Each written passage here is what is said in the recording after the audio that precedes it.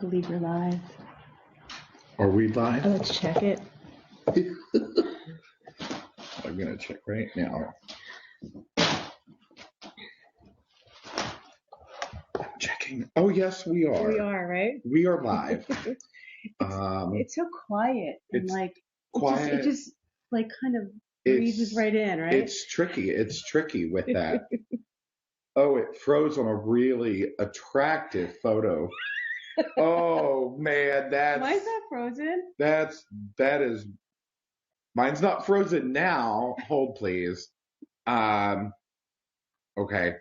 Hi everyone. Oh man, That's technology. So I'm here in the land of New Jersey. I took the very attractive New Jersey Transit upholstered seats out here today. I was actually supposed to be back in Denver Sunday night, but there was a weather alert, so I changed my flight, and then there was no weather. So I was in New York a few days, and Shari and I, we actually, our Q&A for this month was supposed to happen like a week and a half ago or something. It's so weird, right? And so we were like, oh, we can't do it, like something came up. So we moved it. Yep. And now it works perfect because I'm actually here. And I even said to you, why don't you stay? And you're like, I got to go back. Gotta go back. And then I stayed. It was awesome. So this is crazy. I prayed for that. And I got you. See? It's good. So the weather. We came to Jersey. I took a nap. We went shopping and we grilled dinner. And we had steaks and corn. And I'm very bloated and I'm very full. I invite Jamie over to cook us dinner. It's done that the last two times. The last two times we made him come over and cook for us. It's like we're just gonna cook. We're such good hosts. It's like, the best. Oh, Jamie's here. He's gonna cook tonight. It was so good. So it's our monthly Q&A with Shari, and sponsored by Even Flow Feeding. But we're here on Shari's floor. I don't know why we like to do this on the floor. The floor is comfortable. It's definitely. We did. You know where we started this? I know exactly where we started this. In Hudson, New York. Yep. Yeah. Last summer when you came to see Into the Woods. With your big bruise. And I had that awful bruise. We said, let's sit on the floor. Oh, man. Now we sit on the floor. So now we sit on the floor. So it's our monthly Q&A about breastfeeding and pumping. Shari actually prepared. We went through, you can't really see it because it's white paper, but we printed the questions off of Facebook this time because she has a printer. I do not. She even stapled it to keep it organized. So it's great stuff. So we are here to answer questions, but first I'm going to let Shari give an intro about her because a lot of you obviously know me and a lot of you know Shari now, which is wonderful. But for the newbies. Yeah. Hi, everyone. Oh, it's so good to be back with you guys here. We also need a lot of hearts. Yeah. We need a lot of hearts. We need a lot of hearts. We need the things. Definitely. So, hi, everyone. Yes, we are here in New Jersey, like Jamie said. I love being on with your audience. I love doing this with you. We've been doing this together with Even Flow Feeding for the past, 3 years now? Is it almost more than it's 3 years. 3 years, and I see them in that room. Hi, ladies. You're the best. And but Jamie and I have known each other for many, many years. Like 8-9 years. And this is exactly what you used to do all those years ago. Take the train out, sleep over, hang out. I actually would take the bus back then. Yeah, we got smart. No, I did take the train. Into Denver. I did take the train into Denver. I know. Yes, I did. Yes, I did. When I texted you where to go to. Yeah. For those of you guys who don't know me, and a lot of you do because I've been on a lot of months now in a row with Jamie. I'm Shari Criso. I'm a registered nurse. I'm a certified nurse midwife, an international board certified lactation consultant, a teacher, and I do a lot of online classes and breastfeeding, on pregnancy, on birth. We talk about everything. Yeah. So, but for our monthly Q&As here, I work with Even Flow Feeding. I help to design their advanced double electric breast pump, which we have just right here, which we'll be talking about. And both of my online classes, both my online breastfeeding classes, Simply Breastfeeding and Breast Pumps and Briefcases, come included. When you purchase the pumps, the education comes for free. And so we do these monthly Q&As to be able to answer your questions, to give you the opportunity to post those questions as you did, and hear from me so that I can hopefully make it easier. We got a lot of questions this round. Yeah, we always get a lot of questions. Yeah, but we got a lot. So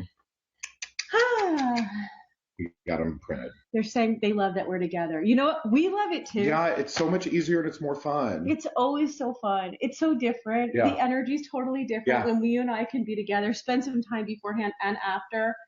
And, not like it's not bad. It's good that we have the technology to do it side by side. Thankfully, we have the technology. But whenever we get an opportunity, it's awesome. So what's the prize tonight? It's a pump. Oh, awesome. Yeah. So someone's going to win one of the pumps? Someone's winning a pump. All right. And the next time we're doing this, we are doing a remote one at the beginning of August. I can't remember what date. But then we will be in Chicago for Chicago Baby Show. And we're going to do a live one there as well. We're going to do two. Next month you get two for the price of one. Got a lot coming up. Next month is World Breastfeeding Month, and we got a lot going on.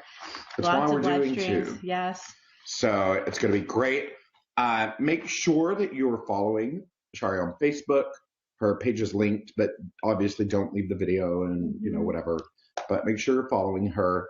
To enter to win the pump, all you have to do is heart and leave a question or a comment. Tell us you appreciate this. Thank Evenflow. Thank Shari. Thank Shari. What I also did, I would like to thank Rachel Shari. said we're Captain and Tennille. Oh my God. I would like to say thank you to Shari and Joe, because this was supposed to be a very quick trip, because I flew in Thursday night to film an interview for the BBC, and it airs August 11th on BBC Global, and it airs on the radio. Yay. So I'll make sure to put the link up and everything. But I was supposed to leave Sunday, so I didn't pack any clothing really. I packed enough for like 3 days. So I came here, I did laundry, and now I got clean underwear. Well, we'll always take care of you. There you go. Make sure you have clean underwear, Jamie. This little turd just came and sat next to me. He loves you. And he was sleeping with you today. Lucky and I took a nap together on the couch. So he's pretty great. Little guy. And he likes to lay down on my foot. And if you see me posting in the chat, it's actually Joe who's in the other room. Hi, Joe. And so he's going to be posting as me, and we'll be putting up some links. There's Joe. He's got it. Okay. Yeah. Joe will be posting some links. I got a couple of things to share with you guys. So just pay attention to the links. You can go back later and click on them. Don't leave the stream.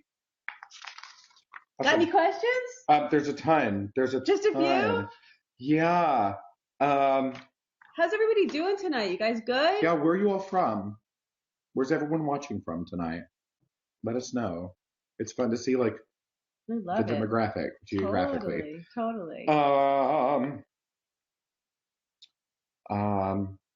There's some long ones. There's really long ones. Start with a short one.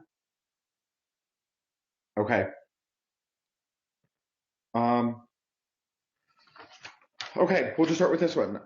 First off, thank you both so much for all the amazing work you both do. Thank you for participating.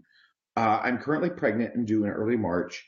My oldest weaned at 19 and a half months. My question is this: is it advisable or even possible to relactate prior to baby arriving? My 2.5-year-old daughter is showing an interest in wanting to nurse again. Okay.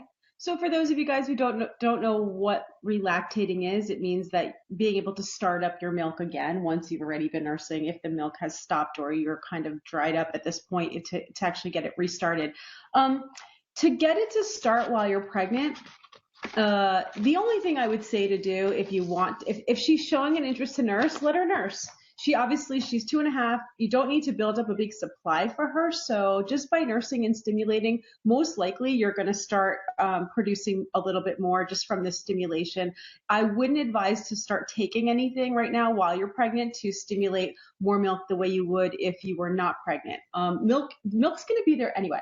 Colostrum starts to get produced halfway through the pregnancy, so you're probably already expressing some colostrum. And then when the baby's born, obviously your milk is going to come in once the placenta delivers and you actually, start nursing your newborn, your milk is going to come in. So my advice would be just let her nurse. If she wants to nurse and you're okay with that and you feel good, go ahead and let her nurse. Is there, and I know like we've talked about this before with nipple stimulation, like helping to induce delivery or labor. Yep. Somebody yelled at me once because I called it delivery, and his mom was like, pizzas get delivered, babies do not get delivered. So I try to choose my words better, but sometimes you just don't say delivery.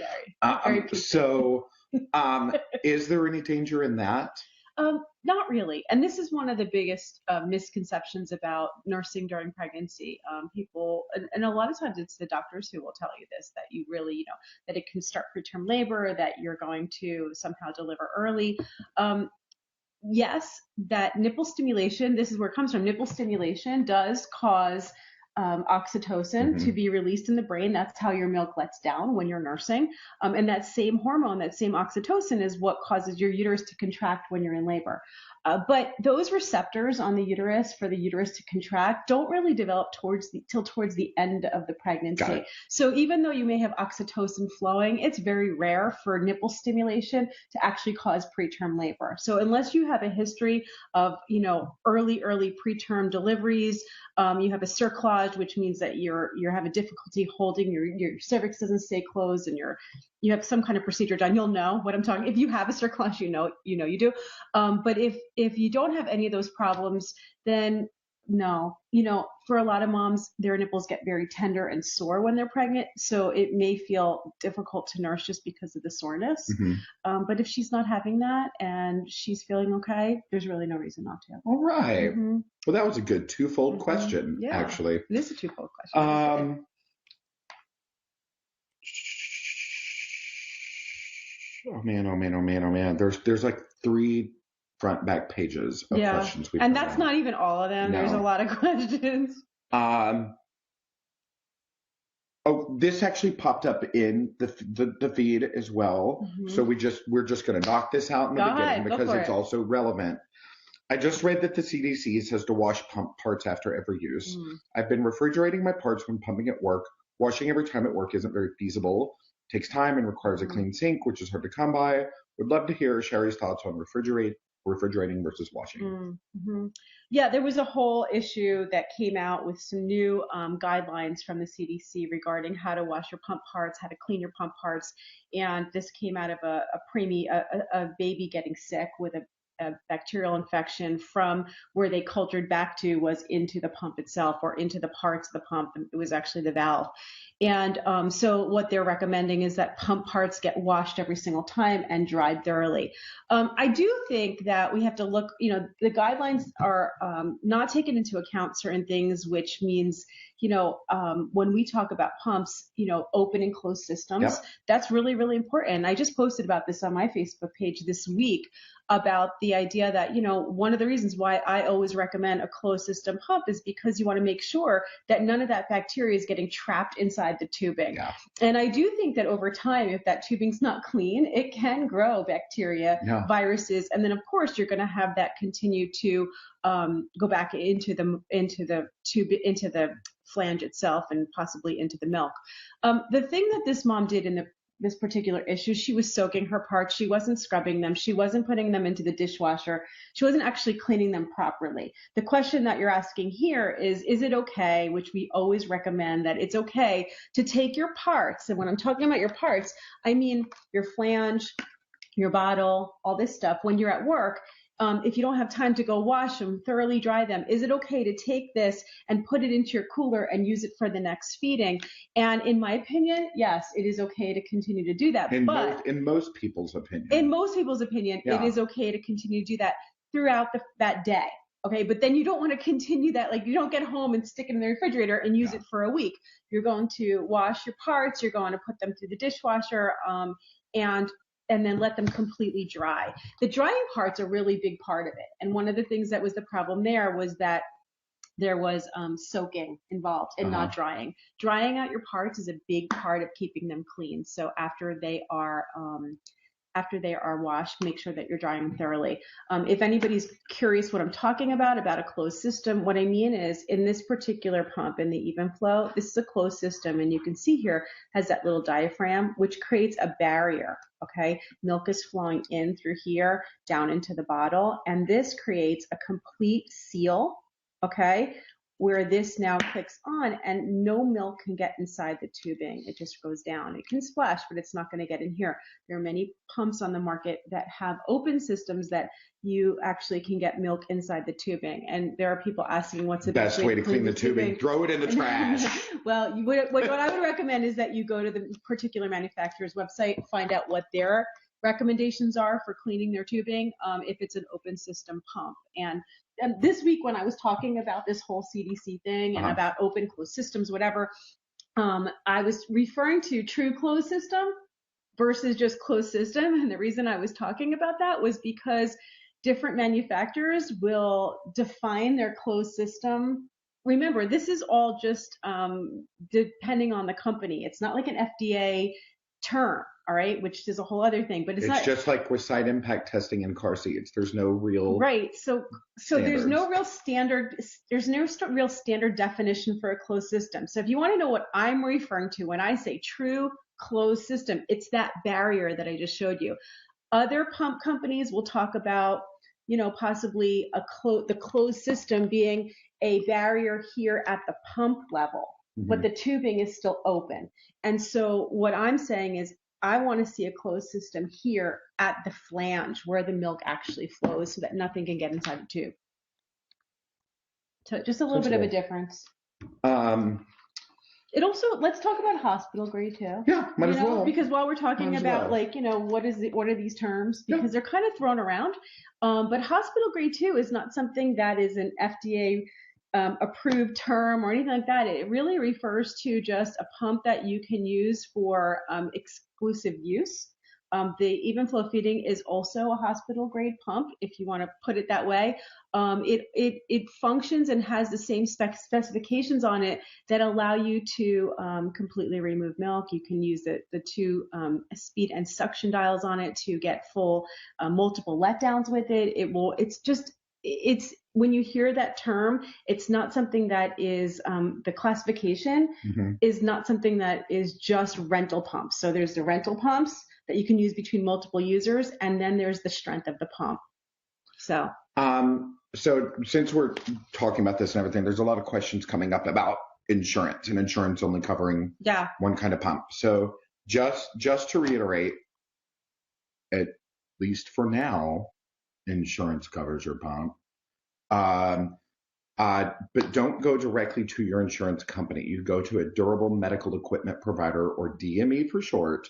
They act as the liaison between you and your pump. Yes. So don't go directly to your insurance. They take whatever route they can get and throw you a single manual, So a few of the DMEs that Evenflow works with, you have Yummy Mummy, you have Aeroflow, we have Byram. Those three in particular will cover most of all insurance. And Joe has a link that he can actually put up for us that will take you to a page where you can click over for the even flow feeding pumps and right over to those particular DMEs.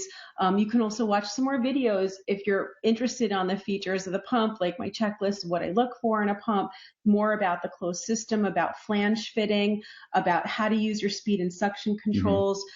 That's all on there as well. And that link is going to give you, like I said, like we were saying, 4 links to the 4 top DMEs that will cover the even flow feeding pump. And it covers almost all the different insurance. So if you're calling your insurance, like Jamie said, and they're like, well, this is where you got to get it. That's not usually true. Yeah. Go to a DME. Yes, Byram. Byram was great. They're saying Byram. Byram really is great. We work really closely with them. They're great. Chrissy has a question. Yeah. Best encouragement you can give to a mom about to give birth and start their breastfeeding journey? best advice to give to someone to know? That's a great question.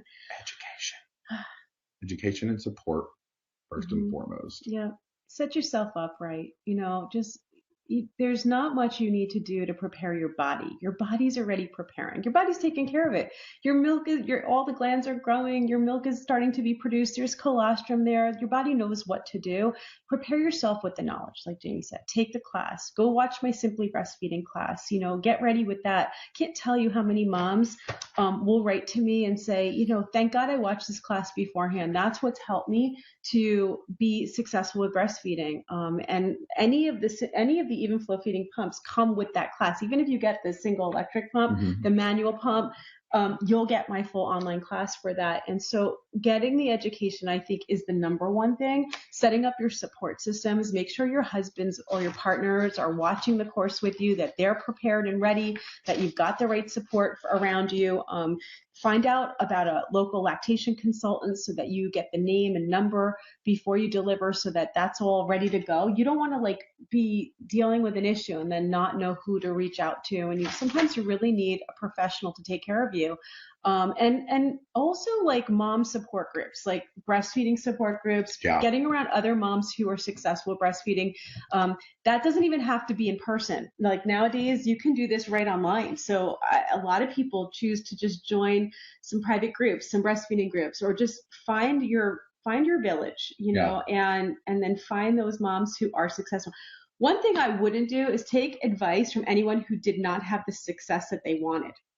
This is a big one. Okay, so if you're taking advice from your girlfriend, your sister, whoever it is, and then you find out, well, they didn't really breastfeed very long or it didn't work out for them, it doesn't mean that they couldn't help you, but it could be that some of the advice they're giving you led to the actual issue that they had and they didn't know it. So they just think, okay, my milk just dried up for no reason, when actually it could have been something that they were doing that could have caused it. I'm not saying it was, but it could have been. And there's a lot of misinformation. There's a lot of myths out there. And so you just want to make sure you're getting the advice from the right people. Yeah. I worked, a lot of you know this, I worked at a birth education center in Midtown, and there were breastfeeding clinics. And it wasn't just the breastfeeding class. That was, pre-baby, but there were clinics, and there would be a lactation consultant in the room, one of the IBCLCs that we worked with, and women would pay I think it was $20 or $30, very minimal, to be honest, in the grand scheme of things. And they would go in, and it would be in the bigger room. So basically the size of this living room, and everybody to have a little bean bag or a mat or a little chair. Right. And she would go around and work with every single woman in there. And the women would just nurse in front of each other and talk. And you would see women go in there, not just 2-3 days postpartum, tired, cranky, not making any sense, crying and tired, and they're like, nursing isn't working, breastfeeding isn't working. And they'd go in the back and they'd come right back out and they're like, we got it. So it's awesome, to have a group setting like that where you can learn watching somebody else being supported. Because I think that just being able to see other moms who are breastfeeding, we don't get to see that up close and personal all the time. We need to see more moms nursing and watch different ways and see how different babies react and respond. And I think that's really great. Well, it's like Ayala Cas Nelson, one of the IBCLCs that worked with me. In her class, she always talked about the story of, it's a chimpanzee. I think it was a chimpanzee or an orangutan that was pregnant, but she was born in captivity. So she was never around nursing, other primates. So pregnant, delivered the baby, didn't natural instinct to nurse, so the baby died. So the next time she became pregnant, the zookeeper brought in nursing mothers and had them nurse in front of the window at the zoo all day. Oh my God. And so cool. She delivered, put the baby on the breast. And it's a crazy story. It's a natural thing, but it's a learned skill. It's something that we need support with. We're meant to get support. We're meant to see each other do it or have someone help us, and also understand the baby's natural instincts to want to latch, and not interfere with that. So a lot of times, people don't realize that, the baby comes out, baby needs to be skin to skin. You need to unwrap that baby. You need to be putting that baby directly to your skin, allowing the baby to have that time, not just after the birth, but for days and weeks afterwards of good skin to skin time. It's such a good little comment. Oh. I hate to interrupt, but Emily Labar just said, I'm an RN aspiring to become IBCLC because of those groups. Literally changed my life, and I want to be able to help others the way I was. It's awesome. And then she put jazz hands. Yeah. It's awesome. Yay. I love jazz. I love a jazz hand emoji. I wish there was a Facebook reaction for jazz hand emoji. It's one of my very favorites. It's one of my favorites. My current favorite emoji is the meh squid. Go into the animals in your iPhone, and there's a squid. He has like one eye because it's in profile, and he's like, meh. I've never seen that one. The meh squid. I'll show you when we're done. I like the monkey. Just my favorite. You showed me the monkey. The monkeys are great. The monkeys, but meh. It's a squid. Its tentacles are just going meh. We're like tangents, but this is how we operate. We're swerving. It's the swerve. Oh, we was talking about skin to skin. Yes, skin to skin. Okay, sorry. Please do the skin to skin. Your baby has natural instincts that will kick in. They're born very reflexive. They have reflexes. They have instincts. They know. Believe it or not, just like your body has different ways that it will kick in, so does the baby. It's like it works together. But when the baby's not given that opportunity, they'll sleep longer. They won't wake up to eat, they won't root, they won't do all the things that they need to do. So put the baby to your skin. You'll be surprised especially if you're struggling to get the baby to latch. Look at that, it's my mother. She just has like the ultimate timing. Oh man, come on now. Every time. Come on now, so Shari's funny. Mom. That's really funny. Okay. There we go. So this is Marie. My baby is just 5 months and has become very fussy when I nurse him in the last couple weeks. He cries and whines, arching his back like he has gas. As the day goes on, he becomes more and more fussy at the breast, being his last 2 feeds before bed are his hardest. He is also supplemented 2 feeds before bed, as I have a low supply as per lactation consultant. He could also be teething. He is very drooly and he gnaws and everything. I'm feeling defeated and worried he's not getting enough since our feeds are short and stressful. Suggestion, thank you. How old is the baby? 5 months. 5 months, and she's nursing how often? I missed that first part. Very fussy when the baby nurses. Very fussy and arches like he's gassy.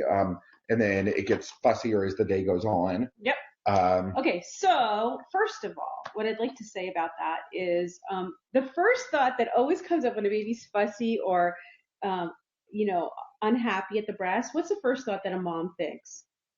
Not making enough. Yeah. It's like it always goes right back to, I'm not making enough. I must not be making enough. It all comes down to like somehow we cannot produce. And so what I want to say about that is everything that you described did not really describe that you're not making enough.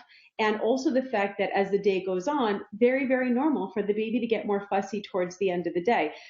So different things. One is that that arching that you see when a baby's arching and they're pulling off usually has more to do with swallowing an air bubble, like gas. That's what I usually see is if the baby's nursing and after a few minutes, all of a sudden they're struggling and they pull off suddenly. It's like drinking something really fast, like a beer or soda really fast, and that bubble goes down and it hurts. It hurts. And so the baby needs to come off and burp. They're kind of telling you, I need to burp. Take me off and burp me. So that could be one of the things that's happening.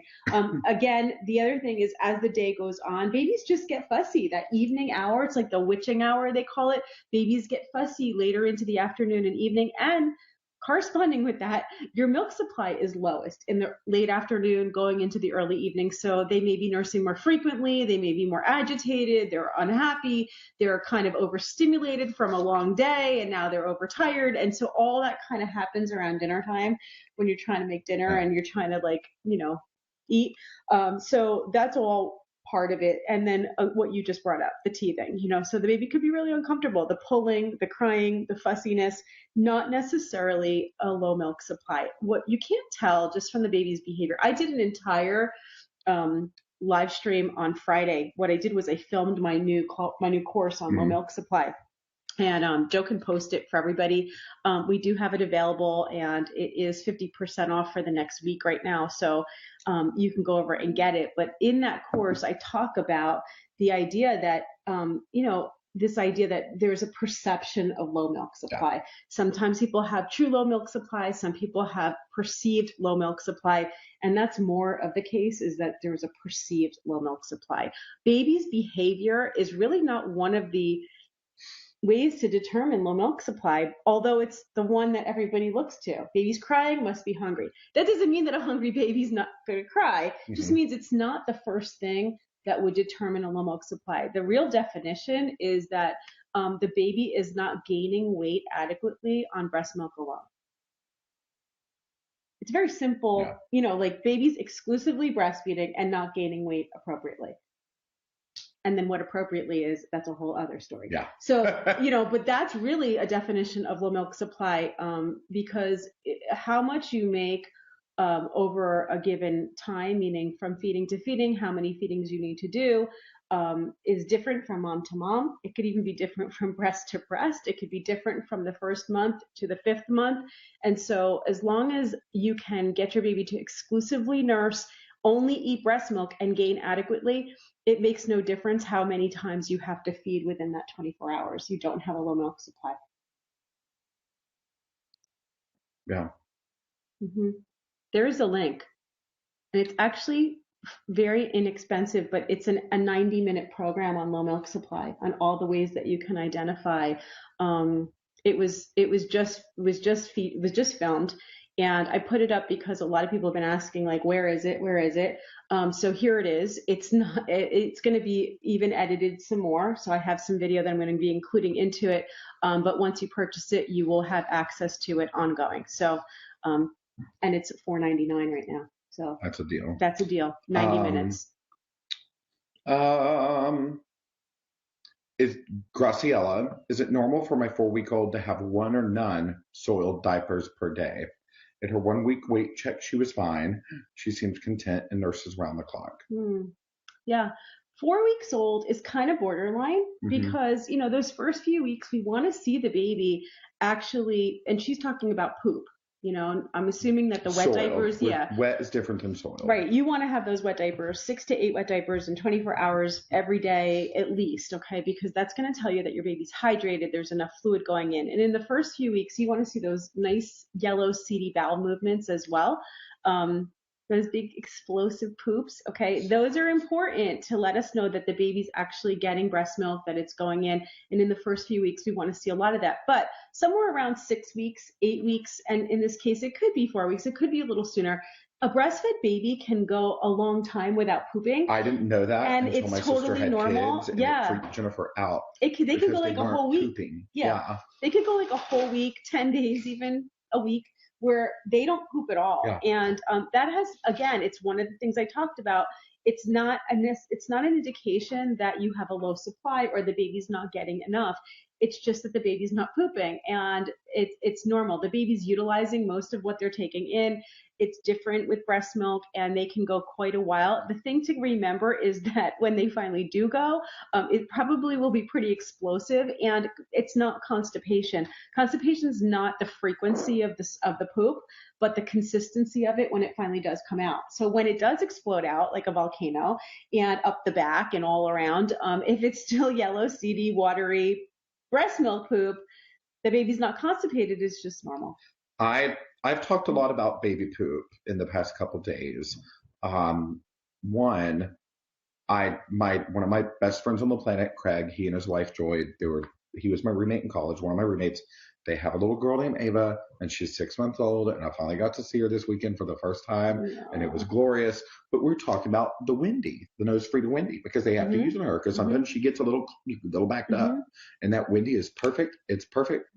Great little poop. It helps a lot. We used them with my nephew and I thought you were the going to children. say you used it. I've never used them on myself, but the doctors, Joy and Craig were talking, like, their doctors are like, it'd be interesting to have an adult version of this for like people who have problems pooping. Yeah. Not everybody can poop with ease. Yeah. No. But then it's like it all just smells bad, and then like, I'm gonna tell you, I'm very good with the babies. I love the babies. I love to babysit.